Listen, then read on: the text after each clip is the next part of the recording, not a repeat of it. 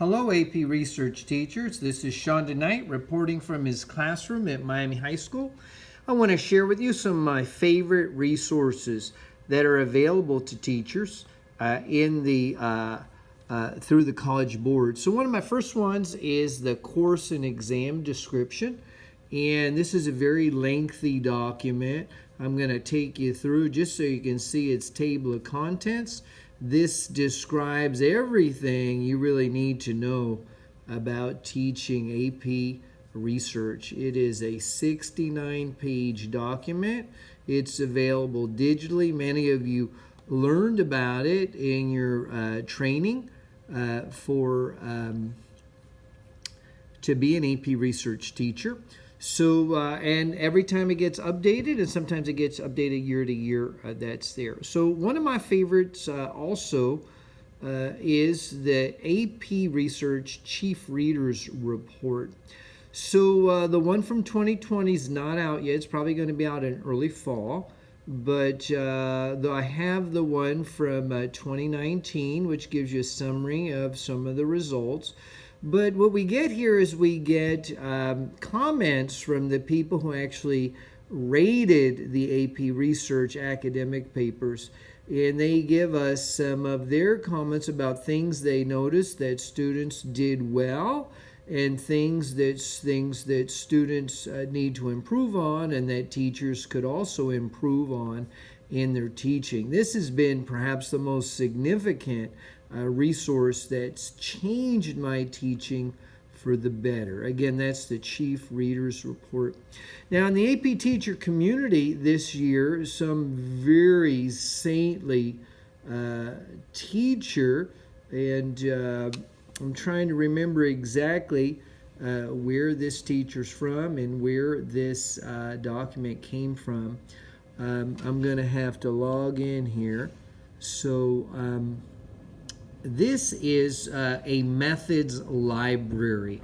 So if you remember being taught that students, and it is presented as a Google Drive that I'm going to open up, that students can do research on anything they want. So that presents you with the possibility that they might be doing research on something that you don't know much about. I mean, there's such a thing as Delphi research. There's grounded theory research. There's phenomenography research, phenomenology research, hermeneutic research. So we don't want to tell our students no to anything, but we want them to be sure that if they choose a certain research method, that they know what they're getting into. So what this teacher has provided, and I'll go back and give credit where credit's due in a moment, is 4 sample studies for each type of research method. So again, you can give, if a student says, hey, I want to do Delphi research, you might say, hey, well, open this up, read the 4 studies, and tell me something you learned about Delphi research. What are some of the key elements of it here? So again, this was shared in the AP teacher community. And let's see here if I can get back to where I want to be. Let's see here. And let's give credit to Tia Miller, who posted this. This is the AP teacher community where teachers share with each other. So now I'm going to come back to my scope and sequence. And for those of you who've not taught AP research and you lack the resource of being able to show students from your current class what last year's kids were capable of, this is a website that leads you to a variety of different sample research papers and how they were scored. So students learn best by imitation, I think. So we've got examples of high-scoring papers, medium-scoring papers, low-scoring papers. So again, that's another resource available through the College Board. And that was one that's actually available through the AP students. Students themselves can access this.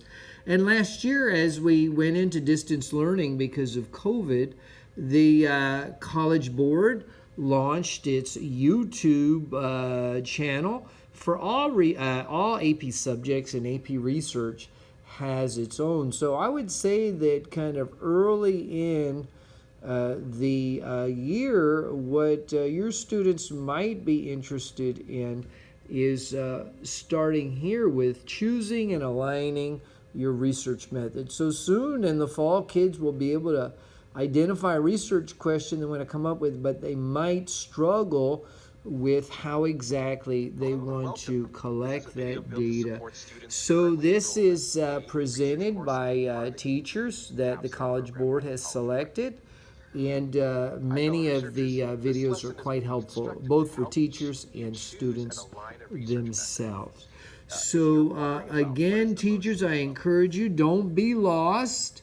Or I don't want to say don't be lost. We can't help if we feel lost, but don't give up if you feel overwhelmed by the plethora of materials available, and take advantage from colleagues for them to recommend to you what are some of their favorite resources from the College Board. These are some of mine.